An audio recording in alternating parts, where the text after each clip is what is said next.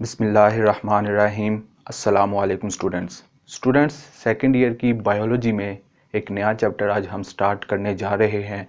उस चैप्टर का नाम है कोऑर्डिनेशन एंड कंट्रोल।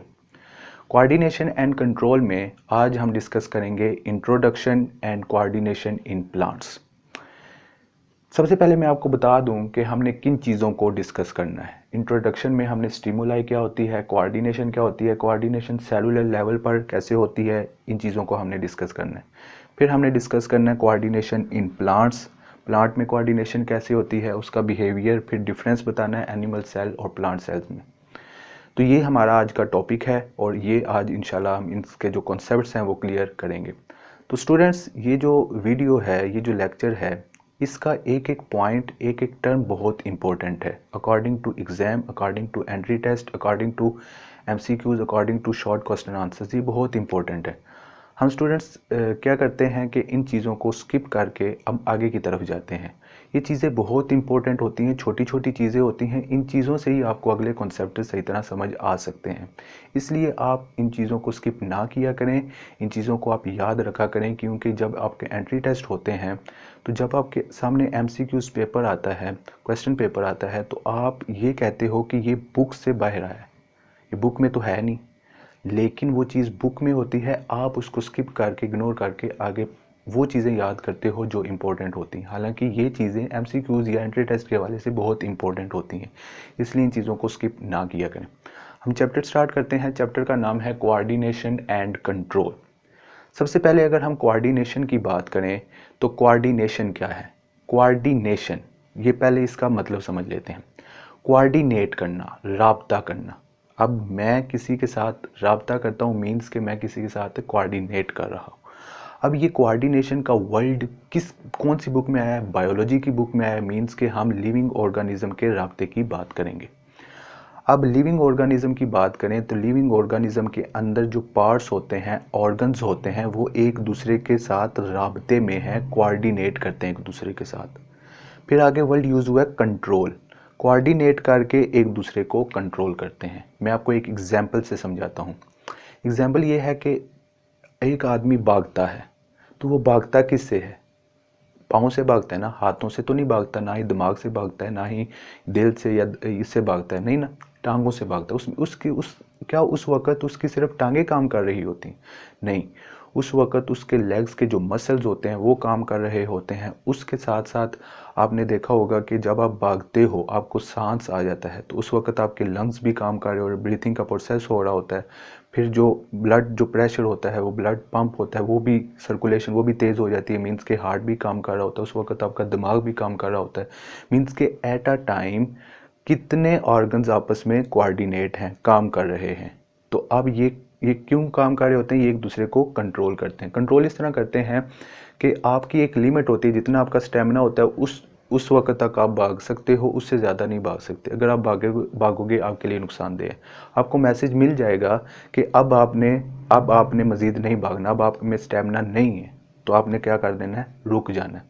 तो ये इस तरह ये कोऑर्डिनेशन और कंट्रोल का सिस्टम होता है। अभी हम आगे स्टार्ट करते हैं। सबसे पहले अगर हम बात करें, एक पॉइंट है, सबसे पहला जो पॉइंट है कि तमाम लिविंग ऑर्गेनिज्म में एक जो बेसिक और कॉमन करैक्टरिस्टिक है वो ये है कि तमाम लिविंग ऑर्गेनिज्म वो रिस्पोंड करते हैं किसको? स्टिमुलाई को। कोई भी चेंज है। अब स्टिमुलाई क्या होता है? स्टिमुलाई कोई भी एक्सटर्नल या इंटरनल चेंज, बॉडी के बाहर कोई चेंज आए। बॉडी के बाहर चेंज मतलब टेम्परेचर का, लाइट का, प्रेशर का या हीट का, ये जो हमारे अगर इसमें चेंजिंग आ जाए तो बॉडी उसको भी क्या करती है?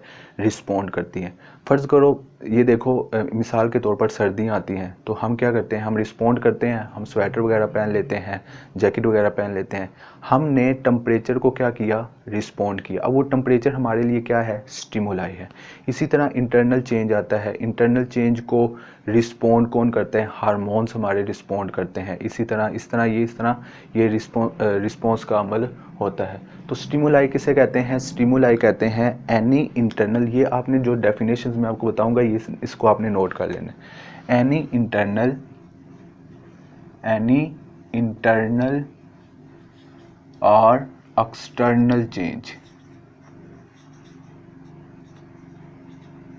कोई भी इंटरनल या एक्सटर्नल चेंज जिसको बॉडी क्या करे, रिस्पॉन्स दे, उस टर्म को हम क्या कहते हैं, स्टिमुलाई। अब वो मॉलिक्यूलर लेवल पे भी हो सकता है, सेलुलर लेवल पे भी हो सकता है, टिश्यू लेवल पे भी रिस्पॉन्स कर सकता है। तो ऐसा चेंज जिसको बॉडी रिस्पॉन्स करे, जिसको सेल्स रिस्पॉन्स दें, उसको हम कहते हैं स्टिमुलाई कहते हैं। क्लियर हो गया। आगे आ जाता है कोऑर्डिनेशन। अभी मैंने आपको बताया कि बॉडी की तमाम जो पार्ट्स हैं, तमाम जो बॉडी फंक्शन परफॉर्म कर रही हैं, एक्टिविटीज़ हो रही हैं, वो आपस में क्या है, कोऑर्डिनेटेड है। इसमें सिंपल मैंने आपको पहले बता दिया, फिर भी मैं आपको डेफिनेशन लिख देता हूँ कि तमाम एक्टिविटीज़ जो बॉडी में हो रही हैं वो सब की सब क्या हैं, all activities of body are coordinated. वो क्या हैं, आपस में कोऑर्डिनेट करती हैं, कोऑर्डिनेटेड। क्लियर। अच्छा, अब ये जो कोऑर्डिनेशन होती है, जो ये राब्ते का अमल होता है, ये ऑर्गन्स आपस में कोऑर्डिनेट है, क्या इसकी कोई अहमियत है? हाँ, अब हम पढ़ने लगे हैं इसकी इम्पोर्टेंस क्या है। सबसे पहले अगर देखा जाए तो ये ज़रूरी है किसके लिए, ऑर्गेनिज्म के बिहेवियर के लिए। ऑर्गेनिज्म जो काम कर रहा होता है उसके लिए काफ़ी ज़रूरी है। अभी मैंने आपको एग्जांपल दी कि एक इंसान या एक आदमी भाग रहा है, तो वो एक लिमिट होती है, एक टाइम होता है, उस टाइम तक भागेगा, फिर क्या हो जाएगा, रुक जाएगा। अब ये उसके लिए ज़रूरी है, जो हम काम कर रहे हैं, जो हमारा रवैया होता है, उसके लिए ये कोऑर्डिनेशन लाजमी है। अब एक चीज़ बुरी है, उसको हम कर तो नहीं सकते, हमारा दिमाग बता देगा कि ये चीज़ तुम्हारे लिए नुकसानदेह है और ये चीज़ तुम्हारे लिए फ़ायदेमंद है, ये तुम कर सकते हो, ये तुम नहीं कर सकते। तो हमारे बिहेवियर के लिए, ऑर्गेनिज्म के बिहेवियर के लिए कोऑर्डिनेशन बहुत लाजमी है। तो सबसे पहला पॉइंट अगर इम्पोर्टेंस देखी जाए तो इम्पोर्टेंस में आता है कि ऑर्गेनिज्म का जो बिहेवियर होता है उसके लिए ये लाजमी होती है। क्लियर। अच्छा, दूसरी पॉइंट अगर देखा जाए तो दूसरा पॉइंट ये है कि सर्वाइवल के लिए ये बहुत ज़रूरी है। सर्वाइवल कैसे? अब देखो, बॉडी के किसी भी हिस्से पर अगर आप कोई चीज़ चुबा दो, अगर सुई की बात करो, सुई चुबा दो, नाखून पे चुबा दो, तो आपकी पूरी बॉडी को फील हुआ कि सुई चुभी है। क्लियर। अब ये तो नहीं हो सकता कोई आपकी टांग उतार के ले गया, कोई बाजू उतार के ले गया, आपको पता ही नहीं है। तो सर्वाइवल के लिए भी कोऑर्डिनेशन है। ये आपको कैसे पता लग जाता है? क्योंकि तमाम जो ऑर्गन्स हैं आपस में कोऑर्डिनेट हैं, कोऑर्डिनेशन इनमें हो रही है। तो सर्वाइवल के लिए भी, ऑर्गेनिज्म के सर्वाइवल के लिए भी कोऑर्डिनेशन बहुत लाजमी है। क्लियर हो गया। अब हम डिस्कस करने जा रहे हैं कि सेलुलर लेवल पर कोऑर्डिनेशन कैसे होती है, ये रिस्पॉन्स स्टिमुलाई को कैसे करते हैं। अब दो तरह के सेल होते हैं, दो तरह के ऑर्गेनिज्म होते हैं, एक यूनिसेलुलर ऑर्गेनिजम्स होते हैं और एक मल्टी सेलुलर। इन दोनों के अकॉर्डिंग, इन दोनों के अबाउट हम डिस्कस करेंगे। सबसे पहले अगर हम यूनिसेलुलर की बात करें, इंडिविजुअल सेल जैसा कि बैक्टीरिया है, वो यूनिसेलुलर की है। तो वो क्या करते हैं, उनके अंदर सेलुलर प्रोसेस जो उसके अंदर, अब उसमें एक ही सेल है, अब सेल के अंदर काम हो रहा है, उसके अंदर भी साइटोप्लाज्म होता है, डीएनए होता है, उसके अंदर क्या हो रहा है, वो काम हो रहा है, जिसकी वजह से बैक्टीरिया क्या है, जिंदा है। अब वो क्या करते हैं, वो भी रिस्पॉन्स करते हैं। अगर इन्वायरमेंटल चेंज आ जाए या सेल के अंदर कोई चेंज आ जाए तो वो उसको भी रिस्पॉन्स करते हैं। तो अगर हम देखें यूनिसेलुलर लेवल पर, तो वो क्या करते हैं, सेलुलर जो प्रोसेस होता है, सेलुलर प्रोसेस मीन्स कि सेल के अंदर जो काम हो रहा है या सेल के बाहर जो कोई चेंज आता है, तो उसको भी क्या करते हैं, रिस्पॉन्स देते हैं, रिस्पॉन्ड टू इन्वायरमेंटल चेंज। जैसा कि टेम्परेचर है, लाइट है, इसको क्या करेंगे, या केमिकल रिएक्शंस हो रहे हैं सेल के अंदर, उसको भी ये क्या करेंगे, रिस्पॉन्स करेंगे, अगर यूनिसेलुलर की बात करें। अगर मल्टी सेलुलर की बात करें तो मल्टी सेलुलर में तो बहुत सारे सेल्स होते हैं। मैं आपको डायग्राम बनाता हूँ, ये हमारे पास है मल्टी सेलुलर्स। इसमें क्या होते हैं, बहुत सारे सेल्स मौजूद होते हैं। अब इसमें क्या होता है, इसमें क्या सब सेल्स इकट्ठे रिस्पॉन्स करते हैं? अब ये देखो, हमारी बॉडी के अंदर बहुत सारे सेल्स मौजूद हैं, मसल्स के सेल्स हैं, लीवर के सेल्स हैं, स्टमक के सेल्स हैं, और सब सेल्स में काम तकसीम हुआ है। अब मसल सेल्स का क्या काम है, रिलैक्सेशन एंड कंट्रैक्शन। अब अब जो लीवर सेल्स का काम है वो ये तो नहीं करेगा, जैसा कि नर्व सेल्स हैं उनका काम क्या है, मैसेज को लेके जाना लेके आना, इसका ये काम है। अब मसल सेल्स का क्या काम है, रिलैक्सेशन या कंट्रैक्शन। अब जो नर्व सेल काम कर रहा है वो मसल सेल तो नहीं काम कर रहे, तो मल्टी सेलुलर में तो तमाम जो सेल्स होते हैं उनमें काम क्या हुआ होता है, तकसीम हुआ होता है। तो अब ये जो सेल्स होते हैं ये कैसे रिस्पॉन्स करते हैं, ये रिस्पॉन्स करते हैं अगर एक तो सेल्स के अंदर कोई आ जाए तो उस वक्त भी रिस्पॉन्स करते हैं, या सेल के बाहर एक्स्ट्रा सेलुलर जिसे हम कहते हैं, सेल के बाहर, अब उसको भी ये रिस्पॉन्स करते हैं, इमीडिएट रिस्पॉन्स करते हैं, इमीडिएट रिस्पॉन्स करते हैं। अच्छा, अब इधर टर्म यूज हो रही है विसिनिटी। विसिनिटी का मतलब होता है इर्द गिर्द, सेल के इर्द गिर्द अगर कोई चेंज आ जाए, जैसा कि वाटर की कंसंट्रेशन हो गई या टेम्परेचर हो गया या प्रेशर हो गया, इस तरह का अगर कोई चेंज आ जाए उस वक्त भी सेल क्या करता है, अपने इर्द गिर्द को ये रिस्पॉन्स करता है। इस तरह ये मल्टी सेलुलर जो सेल्स होते हैं ये रिस्पॉन्स देते हैं। अब ये सेल्स, नर्व सेल्स का अपना एक टेम्परेचर होगा, मसल सेल का अपना एक टेम्परेचर होगा, हर मतलब सेल्स का अपना एक टेम्परेचर है, वो उसके अकॉर्डिंग क्या करते हैं, उसको अपने इर्द गिर्द जो विसिनिटी है अपने इर्द गिर्द उसके अकॉर्डिंग उसको रिस्पॉन्स देते हैं। अच्छा, सबसे जो अहम चीज़ है इसके पढ़ने के बाद जो नोट करने वाली है वो ये है कि जो बॉडी के तमाम सेल्स होते हैं वो हर एक चीज़ को डिटेक्ट नहीं कर सकते। मैं आपको एग्जांपल भी देता हूँ। नोट क्या करना है कि हर सेल डिटेक्ट नहीं कर सकता, या हर चीज़ को हम रिस्पॉन्स डोंट डिटेक्ट, आपने ये बात लाजमी याद रखनी है, डोंट डिटेक्ट एनीथिंग या एनी चेंज। क्लियर? मिसाल के तौर पर ये हमारी स्किन है, ये स्किन के सेल्स हैं।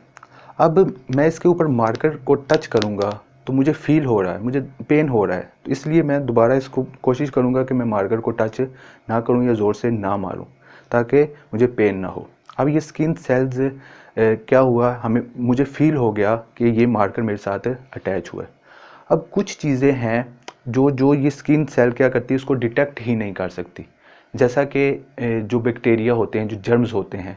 अब हम बहुत सारी चीज़ें उठाते हैं, उसके साथ जर्म्स लगे होते हैं, हम उसको उठाते हैं, जब हम उस उठाते हैं तो हाथों पे लग जाते हैं जर्म्स वगैरह, या हमारी स्किन्स पर ये जर्म्स वगैरह सर्वाइव करते हैं।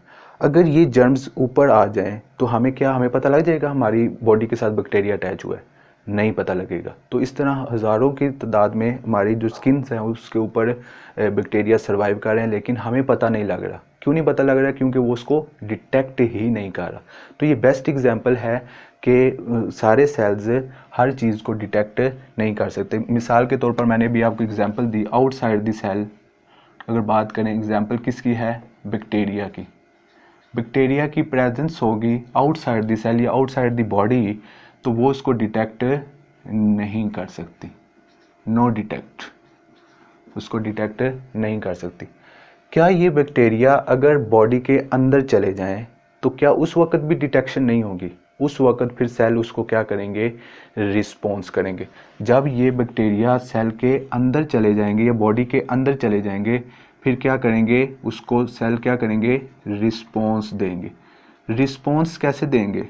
रिस्पॉन्स ऐसे देंगे कि वो केमिकल रिलीज़ करेंगे, ऐसे केमिकल रिलीज़ करेंगे जो क्या करेंगे? वो डिस्ट्रॉय कर देंगे किसको? बैक्टीरिया को। बैक्टीरिया जब डिस्ट्रॉय हो जाएगा तो बैक्टीरिया ख़त्म हो जाएगा। या इस तरह फिर ये क्या करते हैं, सेल के अंदर एक ऑर्गेनेली होता है लाइजोसोम, तो वो क्या करता है, इन चीज़ों को जो बैक्टीरिया होते हैं उसको इनगल्फ कर लेता है, खा लेता है, ताकि हमारी जो बॉडी है वो सेव रहे, हमारे जो ऑर्गन्स हैं वो सेव रहें। तो इस तरह ये कुछ ऐसे होते हैं जो हर चीज़ को डिटेक्ट नहीं कर सकते। जैसा कि बैक्टीरिया है, बॉडी के बाहर डिटेक्शन नहीं होगी, लेकिन बॉडी के अंदर जाएगी तो फिर वो सेल्स हो जाए, वो एक्टिव हो जाएंगे, या तो फिर उसको ऐसे केमिकल रिलीज़ करेंगे, या तो फिर उसको मार देंगे, या फिर उसको खा जाएंगे। इस तरह हमारी बॉडी को ये सेव रखते हैं। क्लियर हो गया? अच्छा, अगर हम रेडिएशंस की बात करें, इसी तरह जैसे कि हमने ऊपर बात की, रेडिएशंस की बात करें तो हम एग्जांपल लेंगे आई सेल्स की। अब आई सेल्स जो है वो हमारी डिटेक्ट करती है सिर्फ विजिबल स्पेक्ट्रम को। अब विजिबल स्पेक्ट्रम कितना होना चाहिए? किसको डिटेक्ट करती है। इधर हमने एग्जांपल ली आई सेल्स की। आई सेल्स जो होते हैं वो करते हैं विजिबल स्पेक्ट्रम को डिटेक्ट करते हैं। अब विजिबल स्पेक्ट्रम उसकी रेंज कितनी होनी चाहिए, 300 नैनोमीटर से 700 नैनोमीटर तक। अब ये 300 to 700 नैनोमीटर ये MCQs में आपसे पूछा जाता है, लेकिन बहुत सारे स्टूडेंट्स को इसके बारे में नहीं पता होगा, वो स्किप कर जाते हैं, लेकिन बाद में इसके लिए मुश्किल बनती है। फिर इसलिए आपको मैं साथ साथ बताता रहता हूँ कि ये चीज़ें साथ साथ नोट किया करो, ये बहुत ही इंपॉर्टेंट होती है। अच्छा, रेडिएशंस की बात करें तो आई सेल्स सिर्फ उसको डिटेक्ट करेगा जो विजिबल स्पेक्ट्रम होगा। अब वो विजिबल स्पेक्ट्रम उसकी रेंज कितनी होनी चाहिए, 300 नैनोमीटर से 700 नैनोमीटर तक। अब हमें जो चीज़ें नज़र आती हैं तो वो हमारे लिए विजिबल हैं, वो हम देख सकते हैं। अब कुछ चीज़ें हैं हमें नहीं देख सकते, जैसा कि साउंड वेव्स होती हैं। साउंड वेव्स, हमें आवाज़ तो आ रही होती है लेकिन हम देख नहीं सकते कि कहाँ से आवाज़ आ रही है, ठीक हो गया। हमें वेव्स आ रही होती हैं लेकिन वो कौन से सेल्स डिटेक्ट करते हैं, जो हमारे ईयर्स के सेल्स होते हैं, ठीक हो गया। अब वो चीज़ें जो हमारी आई डिटेक्ट नहीं करती लेकिन दूसरे ऑर्गन्स उसको डिटेक्ट कर सकते हैं, जैसा कि आई सेल्स जैसा कि साउंड आ रही है, साउंड वेव्स को डिटेक्ट तो नहीं करी लेकिन वेव्स को कौन डिटेक्ट कर रहा है, हमारे ईयर के सेल्स डिटेक्ट कर रहे हैं। तो इसी तरह अभी हमने बताया कि रेडिएशंस जो है वो आई सेल्स विजिबल स्पेक्ट्रम, और विजिबल स्पेक्ट्रम को कितनी रेंज होनी चाहिए, 300 नैनोमीटर टू 700 नैनोमीटर के जो जितनी भी चीज़ें हमें नज़र आ रही हैं वो इसकी रेंज के अंडर ही हमें नज़र आ रही हैं, या इसके कम या इससे ज़्यादा हो जाएं तो हमें नज़र नहीं आती। क्यों नहीं नज़र आती, क्योंकि वो हमारी आई सेल अब उसको डिटेक्ट नहीं कर सकती। तो अब यही बात नोट जो अभी मैंने बताया कि हर चीज़ हर स्टिमुलाई को रिस्पॉन्स नहीं कर सकती, तो उसके बदले में जो दूसरे ऑर्गन सेल्स होते हैं उसको क्या करते हैं, फिर उसको डिटेक्ट करते हैं। क्लियर हो गया। अच्छा, ये हमारा था कोऑर्डिनेशन, ये कुछ टर्म्स थी जो हमने भी क्लियर की। अभी हम स्टार्ट करने जा रहे हैं कोऑर्डिनेशन इन प्लांट्स। प्लांट्स में कोऑर्डिनेशन कैसे होती है। सबसे पहला पॉइंट अगर हम देखें तो प्लांट्स में जो कोऑर्डिनेशन होती है वो पैसिव होती है। पैसिव का मतलब क्या है, पैसिव का मतलब होता है सुस्त। क्या होती है, सुस्त। इसमें जो कोऑर्डिनेशन का अमल होता है बहुत ही सुस्त होता है। अब देखो कि जो इसमें सुस्त क्यों होता है, अब प्लांट्स मूव नहीं कर सकते, प्लांट्स की जो ज़रूरियात होती हैं वो खुद पूरी नहीं कर सकते। अगर एनिमल्स की बात करें तो एनिमल्स अपनी जो ज़रूरियात हैं, अगर एनिमल्स ने कुछ खाना है, पीना है, उसको प्यास लगी उसने पी लेना, उसने कुछ भूख लगी है उसने खा लेना है, ये एनिमल्स की खसूसियात है। तो वो मूव कर सकते हैं, वो अपनी ज़रूरियात पूरी कर सकते हैं। इसलिए जो एनिमल्स होते हैं बनिस्बत प्लांट्स के वो ज़्यादा एक्टिव होते हैं, लेकिन जो प्लांट्स होते हैं वो होते हैं पैसिव, वो बहुत ही सुस्त होते हैं, वो कि एक ही जगह। मैं आपको एग्जांपल देता हूँ, दो बंदे हैं, एक बंदा बैठा हुआ है कुछ काम नहीं कर रहा, और एक है वो हर काम कर रहा है, अपनी हर एक चीज़ खुद कर रहा है। आप उसकी नज़र में जो काम कर रहा है, उसकी नज़र में जो बैठा हुआ है वो क्या है, सुस्त है। इसी तरह जो प्लांट्स होते हैं वो एक ही जगह पर खड़े रहते हैं, सुस्त होते हैं, उन्हें प्यास लगनी, उन्हें हमें नहीं कहना कि प्यास लगी, उन्हें भूख लगी, उन्हें हमें नहीं कहना हमें भूख लगी है। तो उन्हें पानी की ज़रूरत होती है, उन्हें न्यूट्रिएंट्स की ज़रूरत होती है, तो ये हमें इनको चीज़ें देनी पड़ती हैं, प्रोवाइड खुद करनी पड़ती हैं, वो खुद नहीं मांगते। इसलिए जो कोऑर्डिनेशन का अमल होता है प्लांट्स में वो क्या होता है, पैसिव होता है। अच्छा, आगे अगर हम बिहेवियर की बात करें तो क्या प्लांट्स बिहेव नहीं करते, जैसा कि हम रिस्पॉन्स देते हैं, हमें कोई चीज़ ना मिले तो हम रिस्पॉन्स देते हैं, हमें भूख लगे, हमें रोटी ना मिले, हम रिस्पॉन्स देते हैं, हम शोर मचाते हैं, इस तरह घर में आपने देखा होगा। तो क्या प्लांट्स रिस्पॉन्स नहीं देते, प्लांट्स बिहेवियर शो नहीं करते? प्लांट्स भी बिहेवियर शो करते हैं। अब वो कैसे शो करते हैं, अगर मिसाल के तौर पर प्लांट्स को पानी नहीं मिला, प्लांट को पानी नहीं मिला तो प्लांट्स क्या बिहेवियर शो करेगा, वो मुरझा जाएगा।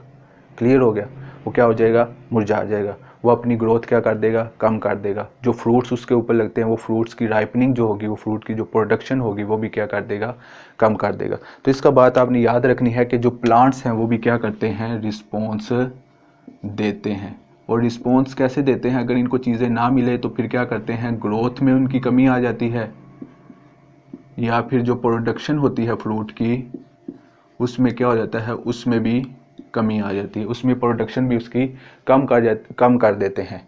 या फिर आपने कुछ प्लांट्स ऐसे देखे होंगे जो दिन के वक्त उनके जो लीव्स होते हैं वो खुले होते हैं। स्लीप मूवमेंट आपने पढ़ा होगा पिछले चैप्टर में, स्लीप मूवमेंट या रैपिड मूवमेंट, ये आपने पढ़ा होगा कि उनकी जो लीव्स होती हैं वो दिन के वक्त खुल जाते हैं और रात के वक्त वो क्या हो जाते हैं, सो जाते हैं। ये टर्जिडिटी भी शो करते हैं, तो ये रिस्पॉन्स देते हैं। टर्जिडिटी का मतलब क्या होता है? टर्जिड मतलब होता है सख्तपन। जब आप उसको पानी नहीं दोगे, प्लांट्स की जो ज़रूरियात उसको पूरा नहीं करोगे, तो जो प्लांट्स की टर्जिडिटी होती है, जो सख्तपन होता है उसमें, वो ख़त्म हो जाता है और प्लांट्स क्या हो जाता है, मुरझा जाता है। तो इसका आप ये नहीं कह सकते कि प्लांट्स अगर सुस्त है तो वो रिस्पॉन्स भी नहीं देगा। प्लांट रिस्पॉन्स देते हैं, और वो कैसे देते हैं आपने भी देख लिया। अच्छा, आगे हम बात करेंगे difference between animal cells and plant cells. अब हम देखेंगे कि एनिमल सेल्स और प्लांट सेल्स में फ़र्क देखेंगे। अगर एनिमल सेल की बात करें तो एनिमल सेल जो होते हैं वो मोटाइल होते हैं। क्या होते हैं? मोटाइल होते हैं। और जो प्लांट सेल्स होते हैं वो क्या होते हैं? सीजल होते हैं, सीसल्स होते हैं। सीजल मतलब सुस्त होते हैं। मोटाइल का मतलब क्या है? मोटाइल का मतलब होता है मूव कर लेना। और ये जो एनिमल सेल्स होते हैं ये मूव कैसे करते हैं? ये मूव करते हैं मसल सेल्स की वजह से। किसकी वजह से? मसल सेल्स की वजह से। अब एनिमल्स होते हैं उसमें क्या होते हैं? मसल्स होते हैं। इनकी वजह से जो एनिमल होते हैं वो मूव कर सकते हैं। अगर प्लांट की बात करें तो प्लांट में मसल्स नहीं होते, इसलिए ये मूव नहीं कर सकते। ये सीजल्स होते हैं, ये एक जगह पे खड़े रहते हैं और ये सुस्त होते हैं। अगर रिस्पॉन्स की बात करें तो जो एनिमल होते हैं, उसमें जो रिस्पॉन्स की स्पीड होती है वो फास्ट होती है, और जो प्लांट होते हैं उसमें जो रिस्पॉन्स की स्पीड होती है वो स्लो होती है। अब इसकी मैं रीज़न बताने लगा हूँ कि रीज़न क्या है। अब जो एनिमल है उसमें रिस्पॉन्स की स्पीड ज़्यादा क्यों होती है? वो ज़्यादा होती है किसकी वजह से? इनमें दो सिस्टम होते हैं। एक कोऑर्डिनेशन के दो सिस्टम होते हैं। एक होता है नर्वस सिस्टम और एक होता है हमारे पास एंडोक्राइन सिस्टम। ये दो सिस्टम होते हैं। लेकिन प्लांट्स में सिर्फ कौन सा सिस्टम होता है? एंडोक्राइन सिस्टम होता है। एंडोक्राइन सिस्टम होता है। क्लियर? अब ये फास्ट क्यों होता है? इसमें एक डेवलप्ड सिस्टम है जिसको हम कहते हैं नर्वस सिस्टम। अगर हमें कुछ कहेगा तो हम उसे को एकदम रिस्पॉन्स करेंगे। हमें ये क्यों कहा? किसी ने हमें गाली दी, हम एकदम रिस्पॉन्स करेंगे। किसी ने हमें मारा, एकदम हम रिस्पॉन्स करेंगे। तो हम क्या करते हैं? हम अपने आप को डिफेंड करना जानते हैं, क्योंकि हमारे अंदर एक डेवलप्ड सिस्टम है जिसको हम कहते हैं नर्वस सिस्टम। लेकिन प्लांट का जो रिस्पॉन्स सिस्टम है वो स्लो क्यों होता है? क्योंकि उसमें सिर्फ कौन सा सिस्टम होता है? एंडोक्राइन सिस्टम होता है, हार्मोन्स वाला सिस्टम होता है। लेकिन एनिमल में नर्वस सिस्टम होता है, इसलिए वो रिस्पॉन्स क्या करते हैं? फास्ट रिस्पॉन्स करते हैं। क्लियर? अब एंडोक्राइन सिस्टम मीन्स के सिर्फ हार्मोन्स के थ्रू जो कोऑर्डिनेशन होती है उसको हम कहते हैं एंडोक्राइन सिस्टम। अब जो प्लांट्स में होती है वो सिर्फ और सिर्फ हार्मोन्स के थ्रू कोऑर्डिनेशन होती है, और जो एनिमल है उसमें हार्मोन्स के थ्रू भी होती है और नर्व्स के थ्रू भी कोऑर्डिनेशन होती है। अगर हम रीज़न देखें कि ये स्लो हार्मोन्स के थ्रू क्यों होते हैं, देखा जाए तो जब इसने किसी को रिस्पॉन्स देना है, या किसी सेल्स को रिस्पॉन्स देना है, या किसी चेंज को रिस्पॉन्स देना है, वो कैसे रिस्पॉन्स देगा? सबसे पहले ये क्या करेगा? हार्मोन को सिंथेसाइज करेगा, हार्मोन्स बनाएगा।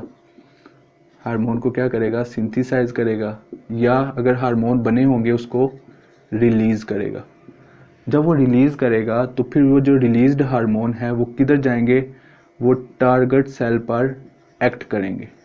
टारगेट सेल पर जब एक्ट करेंगे फिर वो आगे क्या करेगा? एक्शन परफॉर्म करेगा। फिर वो एक्शन शो करेगा किस पे? स्टिमुलाई पे। जो चेंज आया है उस पे क्या करेगा? एक्शन या रिस्पॉन्स शो करवाएगा। अब देखो कि इसमें पहले हार्मोन्स सिंथेसाइज होंगे, या अगर सिंथेसाइज होने के बाद फिर रिलीज़ होंगे, फिर टारगेट सेल पर पहुंचेंगे, फिर एक्शन परफॉर्म करेंगे। तो इस वजह से ये जो सिस्टम होता है प्लांट्स में, जो सिस्टम होता है रिस्पॉन्स का, वो बहुत ही स्लो होता है। अब ये सिस्टम कहाँ कहाँ पे शो होता है? जैसा कि हमारे पास प्लांट्स में जो ग्रोथ होती है, आपने देखा एकदम पौधा बड़ा नहीं हो जाता, आहिस्ता आहिस्ता से पौधा बड़ा होता है। 10 माह लग जाते हैं, 10 साल लग जाते हैं पौधे को बड़े होते होते, क्योंकि उसमें कौन सा सिस्टम है? सिर्फ हार्मोनिक सिस्टम है। तो growth is the best example of the plant cell. इसी तरह हमारे पास प्रोडक्शन ऑफ फ्रूट, जो फ्रूट की पैदावार होती है, खुराक बनती है, वो भी बिल्कुल आहिस्ता आहिस्ता बनती है, एकदम नहीं हमें तैयार करके दे देता। इसी तरह राइपनिंग ऑफ फ्रूट, जो खुराक पकती है वो भी आहिस्ता आहिस्ता से पकती है, एकदम नहीं पक जाती। तो ये सब चीज़ें किसके थ्रू होती हैं? हार्मोन्स के थ्रू होती हैं।